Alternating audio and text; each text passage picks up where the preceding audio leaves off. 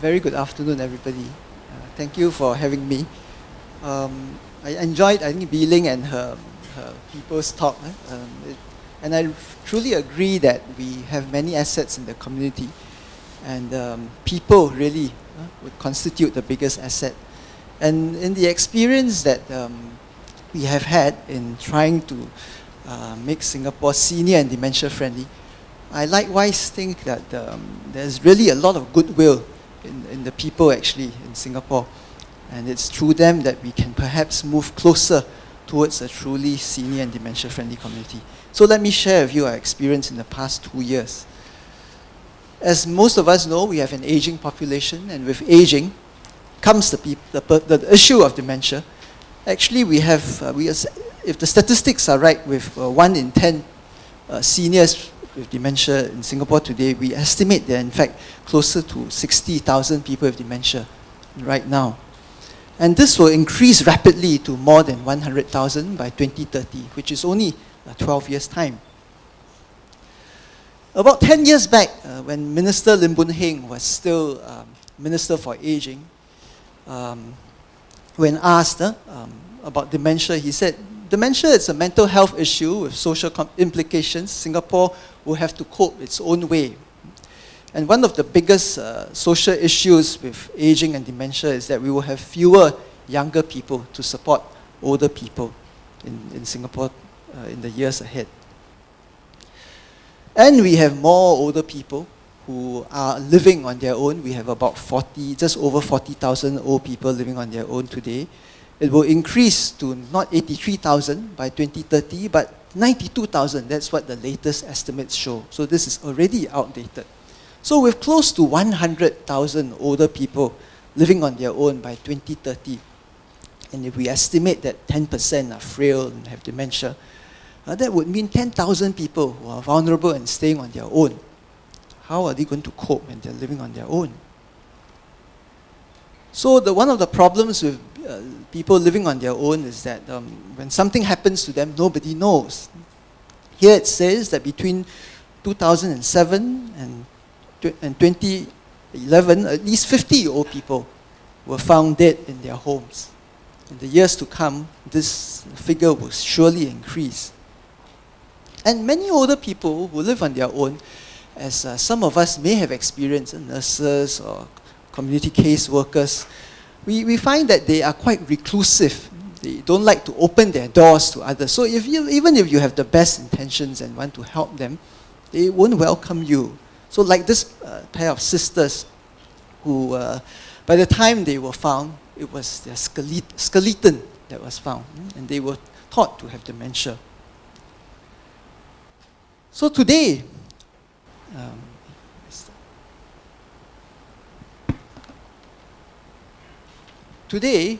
we have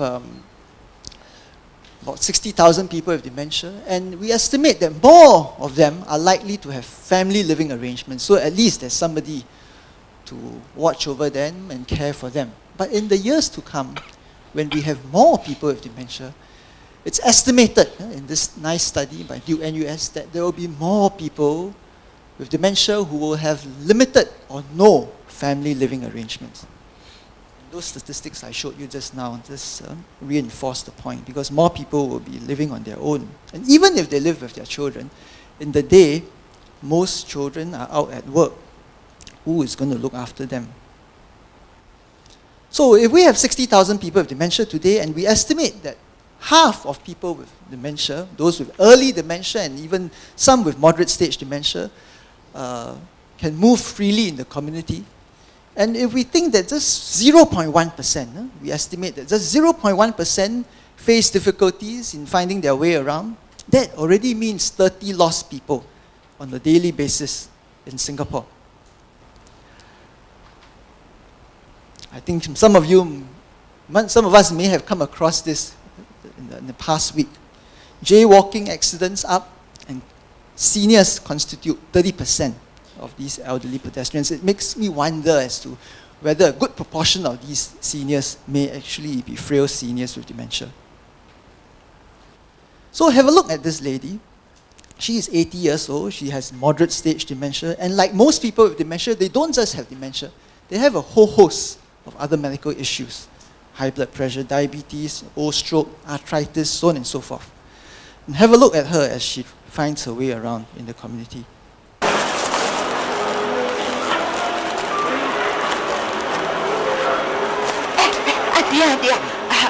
你話我知邊條路返我屋企嘅？Sorry, I don't understand you.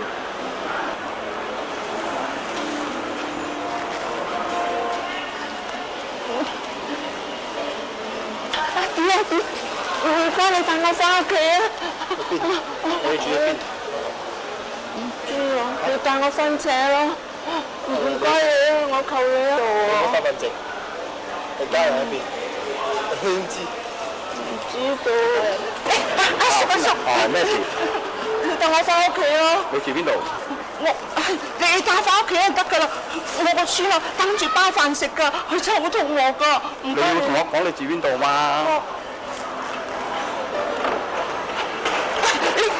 總之你帶我返屋企就得啦。我個孫真係好肚餓㗎，大佬啊！我求下你啦，帶我返車啦。不如我帶你馬打你好冇？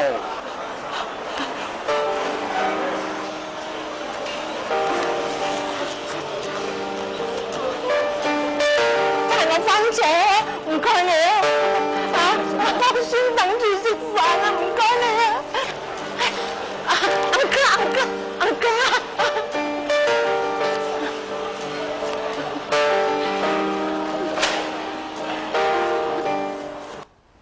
So this video, if you watch on, has a happy ending. She was eventually found by her family members. But not everybody is lucky. Like this man, he was found dead after being lost for 12 days. And this man had dementia. And actually, if you are you're alert to such news in the papers, you will find that there actually are more and more of such incidents in Singapore today. So what do we do? What can we do in Singapore? Do we want to have more daycare services, more nursing homes to house older people who need some degree of supervision and assistance? We know that the government is hoping to hit 17,000 nursing home beds. Now we have close to 14,000 by 2020. And also trying to hit 10,000 home care and daycare places. But even if we have 20,000 nursing home beds, 20,000 daycare places, will that ever be enough? We have 100,000 people with dementia in the years to come. And nursing homes and daycares are not only for people with dementia. People with strokes, with arthritis, hip fractures, so on and so forth, also stay in the nursing home. There will never be enough. And this nice study, done again by the Duke NUS team, as to what kind of initiatives would be most useful to reduce caregiving burden on families in Singapore, what they actually found is not unexpected, that nursing homes, as represented by the red line, yes, this is if you don't do anything in the years to come. Nursing home, yes, it can reduce the burden significantly. Okay, this is daycare and home care services. Reduction is just modest. But this yellow line, what does it represent? Foreign domestic workers. And this is true to life. We know that many of our families look to foreign domestic workers to provide such help and assistance for frail older people. This is going to make a difference. This blue line is just a combination of everything, a composite of everything. So foreign domestic workers may really be the answer, but are foreign domestic workers well equipped to care for our seniors? Are they well supported? Do they have the skills? Are they supported emotionally? We looked at this issue in a simple study, and as expected, the degree of burden in foreign domestic workers was significant. More than 1/4 of them reported significant caregiving burden. And these are some examples of the challenges they face. Unable to manage behaviors, sleep deprivation, abuse, having to do other things. So this person says, Amma will come back to check on me cooking. She worries that I put poison in the food. Amma at night likes to walk, talking non-stop, very hard for me to sleep. Akong sometimes will punch me. Never mind, he's old already. He's got dementia, I ignore. So they try to understand. And then this, I think we can empathize with her. 3 cars to wash, 2-story house, whole family food and laundry I do. Akong likes to walk around. I have to follow him everywhere. how to cope. What can we do? Can we come together as a community, like what Bilian and her team has done, to support each other, to revive the kampong spirit? So the idea of a senior and dementia-friendly community is actually quite simple. If we want to house older people in, because they are frail and weak, they need help, can you extend the boundaries of the home out into the community? You put them in a house because you think it's safe for them. But if you extend these boundaries out into the community and make the community safe and supportive, then they can go out, because most of them will not like to be locked in. People with early dementia will like to still go out and continue to do the things they've always been doing. And this is actually not something new. As far back as 10 years ago, Japan, for example, already started such initiatives. And you notice that these are not government-led initiatives, but they are ground up, solved through volunteer schemes. A dementia-friendly community is a community where people are aware of dementia and know how to support people with dementia and their families. Businesses and services are respectful and helpful towards them, and the physical environment is safe and easy to navigate. So to do this, we will need to involve everybody, not just healthcare workers or people in the social care sector, but everybody, from police, financial institutions, children in schools, transport operators, food and beverage, retail, supermarkets, and the residents themselves. Everybody has to play a part. So as some of you know, in January last year, a campaign was launched in the north, in Yishun, to make Yishun dementia-friendly. This is also supported by the Ministry of Health.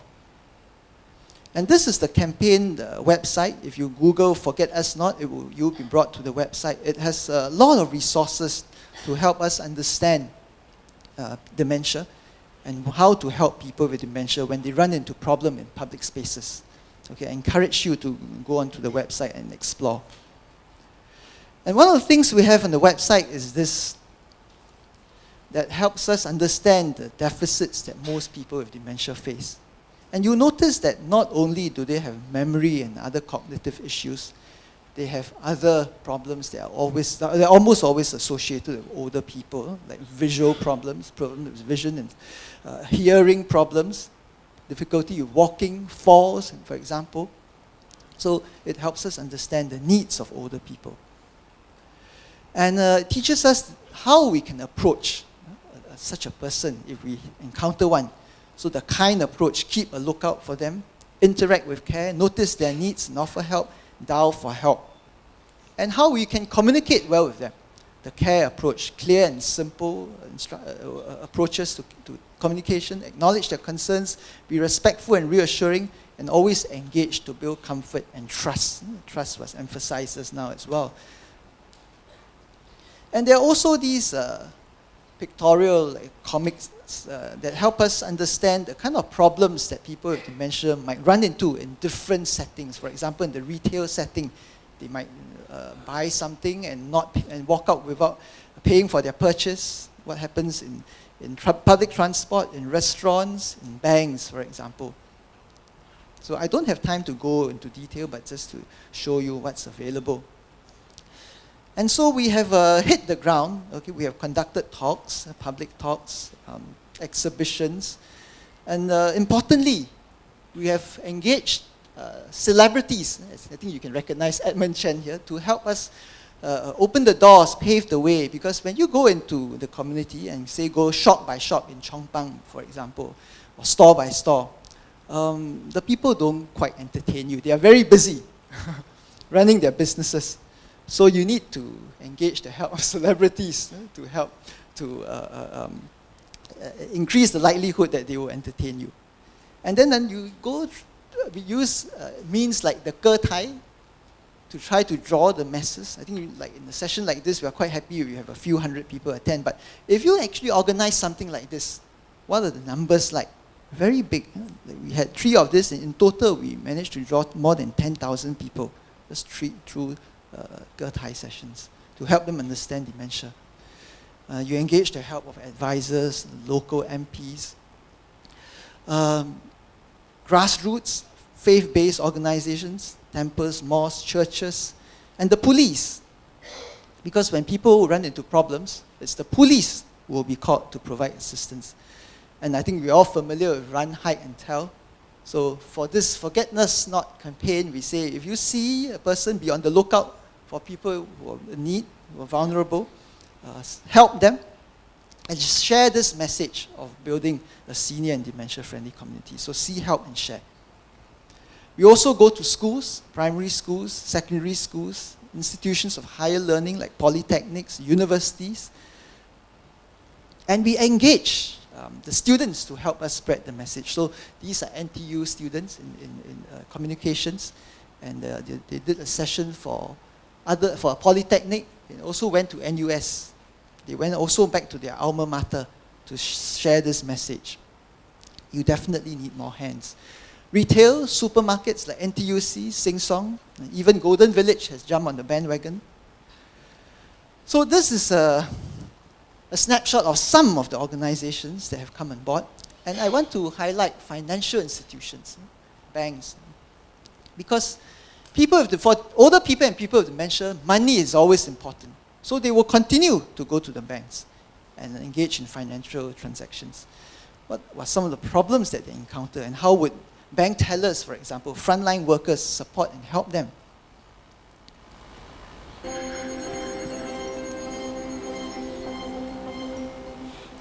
You're just in time for a business update. More businesses, from banks to fast food restaurants and public transport providers, are training staff to deal with customers with dementia.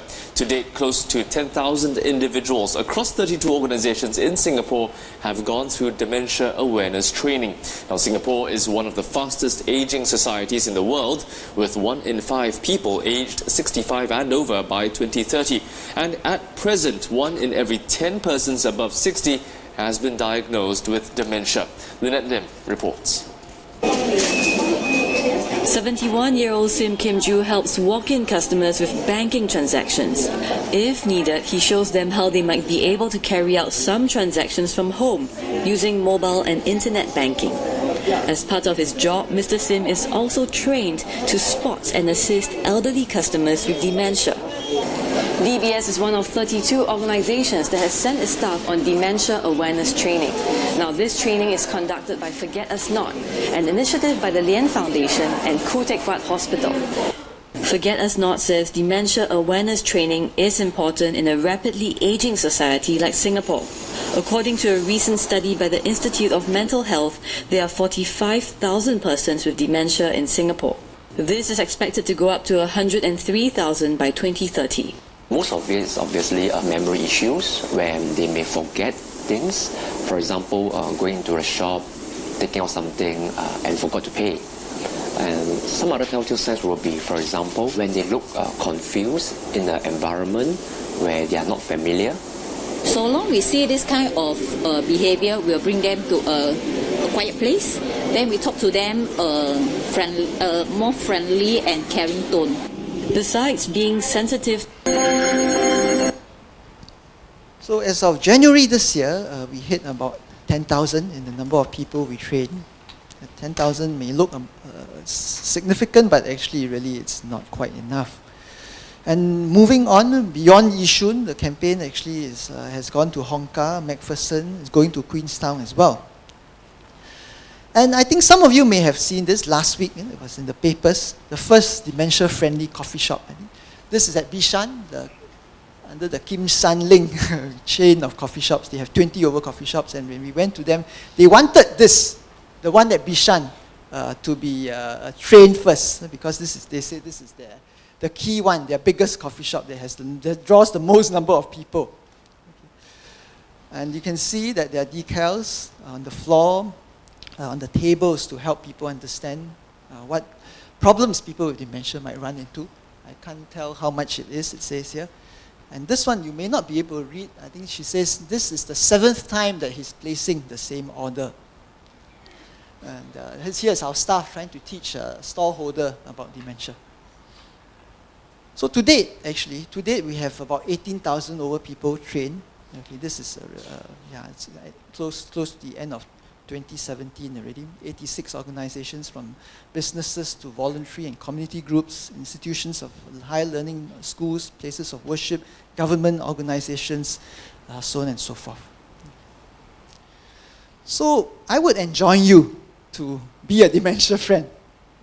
To go into the website, go through the materials. There are many videos that you can see. Download the book on dementia-friendly communities and learn about dementia and how to help people with dementia should you encounter one. And you can also be a trainer, and I'll tell you there's going to be a set of slides made available in the website which you could download and use it if you want to conduct sessions on your own. It's a trainer's guide, and with each slide there are pointers as to how you can use the slide. So this is going to be made available in the public domain. And for those of you who have a Facebook account, the easy way is to just go to Facebook, search for Forget Us Not, go through some videos, like the page, and share it. Share it with all your contacts. And that's how we can then achieve that multiplier effect. In time to come, perhaps we can hit 100,000 dementia friends in Singapore. So I think the kampong issue was mentioned just now. Is it dead or is it just different? I think we all think it's different, it's not dead, and that's why we are here. Otherwise we won't be here. There are formal means, like programs to empower neighbors to take on this caregiving role. So there's this caring assistance from neighbors program. There's also the Neighbors for Active Living program in the East. And NHG also is embarking on a neighbors program. But these are formal initiatives. Informal initiatives and network would really count the most. And in this newsletter of Nisun, they have also touched on dementia-friendly community.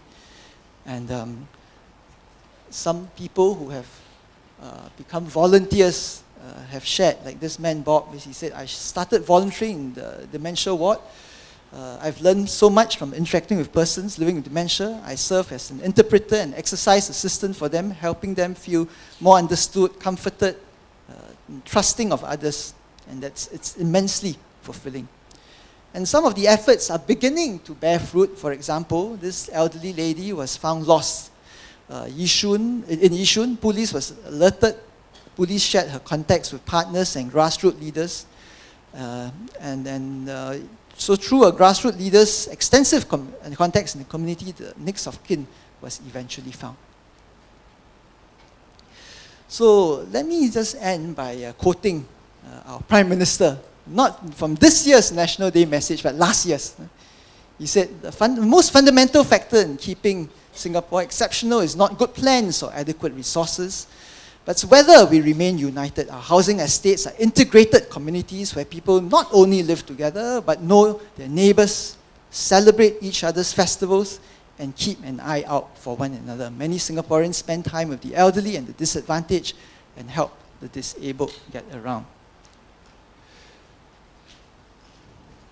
I want to end by just showing you a quick video on what the vision of a dementia and senior friendly community could be like.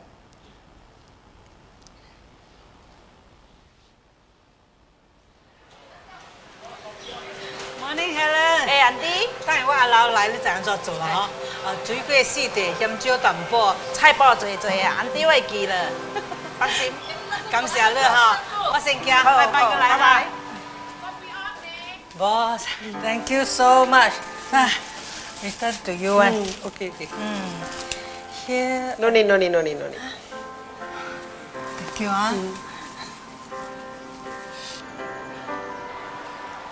Hello, Auntie Georg. How are you? Hello, Kairu. Hello, Clarence.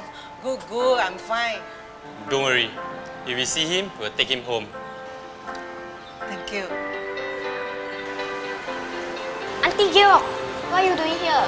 在等你咯。你现在乖不乖 Of course, good lah. I got something to tell you. If you see Uncle Tan around here, make sure you tell him which floor he stay. Okay? I will. I promise you. Thank you. 拜拜。拜拜。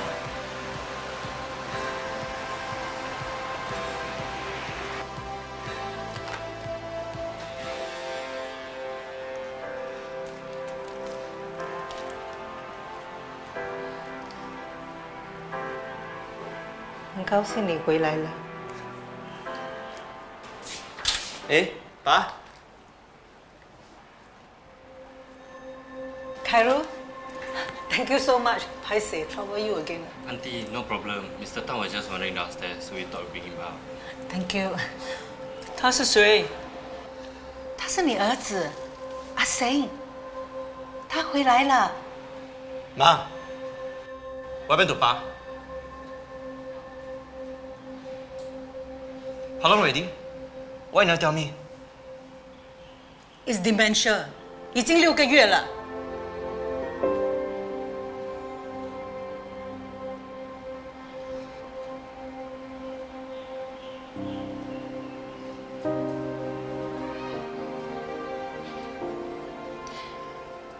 幸好到处有朋友照顾他。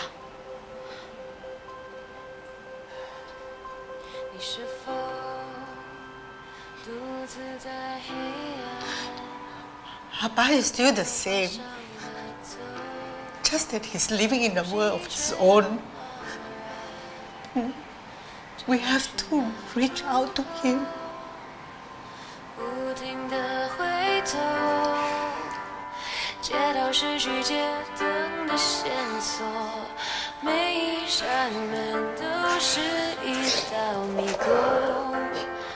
那个名字属于 Auntie Helen， 哎，你好。等一下爸来吼，一样的 order OK？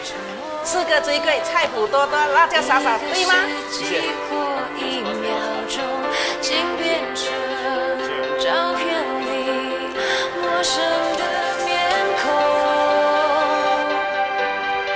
请你跟着我，点亮夜空的灯火，让星光指引我们回到分岔的路口，牵着我的手，像你当时牵着我，从此起不再被时间偷走，存在进我的手中，不再流动。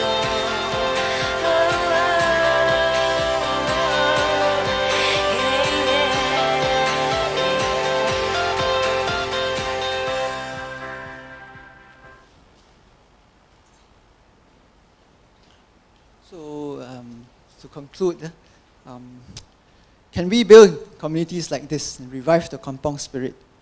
I guess ultimately it's up to us, isn't it? Each of us must play our role. Thank you for your attention. Thank you very much, Associate Prof Philip Yap. Very touching film, isn't it, at the end of it? I'm going to open up the floor. Any questions for Prof? Still wiping away your tears.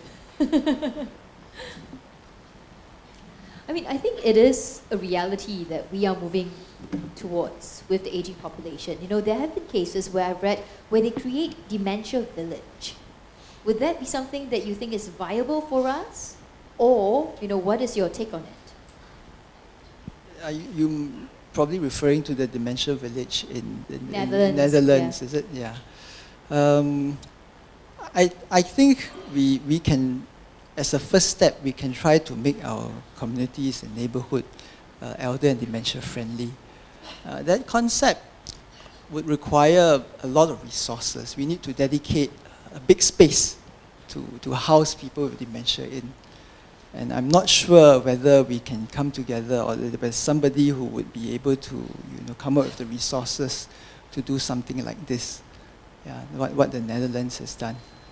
But I think as a first step, if we can actually get the message out to people that there are many vulnerable old people in the community, and we just need to be on the lookout and be vigilant for them and know some of the basic principles to try to help them when they run into problems. And that might be a good and necessary first step. before we become convinced enough and see the value of building a place to house people with more advanced dementia in.